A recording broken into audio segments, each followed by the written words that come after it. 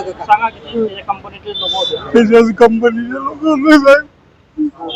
आणि सदर आरोपी त्याच्या बँकेतलेच कामगार आहे. ते बँकेचं काही प्रकरण यानं केलं होतं ते काहीतरी प्रकरणावरून त्याचे काहीतरी वाद झाले होते. त्या दिवशी तो घरातून बाहेर पडला होता निलेश. त्या दिवशी काय नेमकं घडलं होतं? त्या दिवशी कशासाठी गेला होता बाहेर? बँकेतच कामासाठी गेला होता. संध्याकाळी बँकेतच कामाला होता तो. बँकेतच गेलता. किती वाजता गेला होता? सकाळी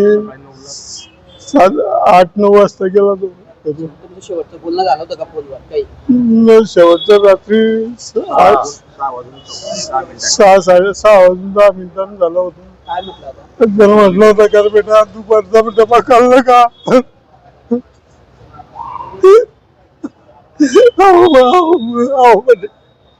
मग म्हटलं केव्हा येतील? अर्धा तासात निघतो म्हणे, पण मला टाइम लागेल म्हणे. कामावर होता का तो? बोलला का? त्याच्यानंतर आलाच नाही परत? नाही आलाच नाही.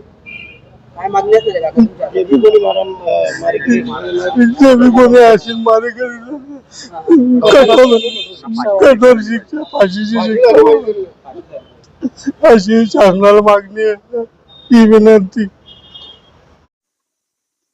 काय सांगणार? एका मृतदेह एमआयडीसी परिसरात आढळलेला होता. एका मुलाचा मृतदेह पोलिसांनी शोधून काढला. नेमकं काय?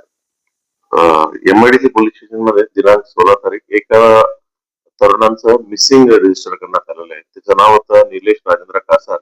हा राहणार जामने, बट तो जळगाव मध्ये एका फायनान्स कंपनीमध्ये काम करायचं. दररोज जळगाव मध्ये येणं जाणं त्याचं काम होतं. 15 तारीख सायंकाळी पासून तो माणसं मिसिंग होतं. म्हणून 16 तारीख त्यांचं पोलीस स्टेशनला मिसिंग रजिस्टर केल्याबरोबर म्हणजे त्यांचं लास्ट लोकेशन कुठे होतं, त्यांनी शेवटी कोणासोबत बोलले आणि त्यांचं कोणासोबत दुश्मनी आहेत का, हे सर्व विषयावर आम्ही सखोल चौकशी चालू होते. त्या दरम्यान त्यांचं एक मोटरसायकल आहे इथं जळगाव मध्ये शिरसोली आहे, ते गावाजवळ रोडच्या बाजूला पडून आम्हाला सापडण्यात आलं.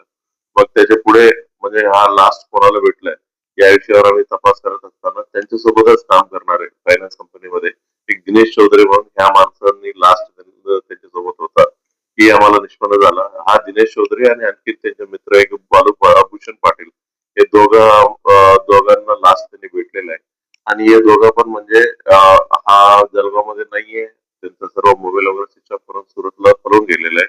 ही माहिती आम्हाला प्राप्त झालं होतं. त्याच्या अनुषंगाने दोघांना सुरत वरून त्यांना ताब्यात घेतलं. त्यांना विचारपूस मध्ये यांनी कबुली दिली की हा निलेश कासार आहे. निलेश कासारांना त्याला गला दाबून त्यांना मारून टाकलं. त्याच्यानंतर त्यांचं प्रेत एका विहिरीत, जवळपास विहिरीत त्यांना टाकून दिलेलं आहे असं त्यांनी कबुली दिलेलं आहे.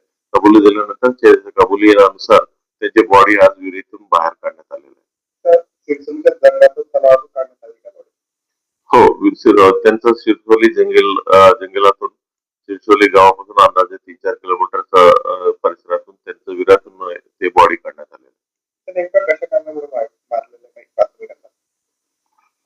नेमका अंदाज एक्झॅक्टली ते सांगता येत नाही. म्हणजे अजूनपर्यंत जे आरोपी आहे स्टेटमेंट बदलतायत, आम्ही एक्झॅक्टली कन्फर्म झालेलं नाहीये.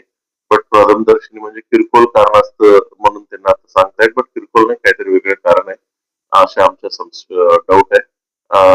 1-2 दिवसात ते पूर्ण क्लिअर होईल कारण काय.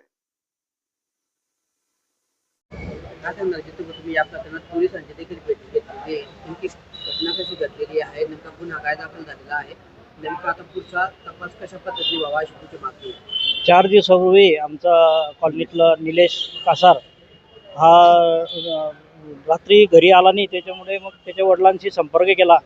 त्यांनी सांगितलं की रात्री बोलणं झालं होतं, मी उशिराने गेला असं त्यांनी सांगितलं होतं. पण रात्रभरातून तो आलाच नाही. मग दुसऱ्या दिवशी सकाळी आम्ही त्याची शोधाशोध चालू केली. एमआयडीसी पोलीस स्टेशनला गुन्हा नोंद केला मिसिंगचा. आमचे जालम राजपूत आणि आत्माराम शिवते सोबत होते आमचे कार्यकर्ते.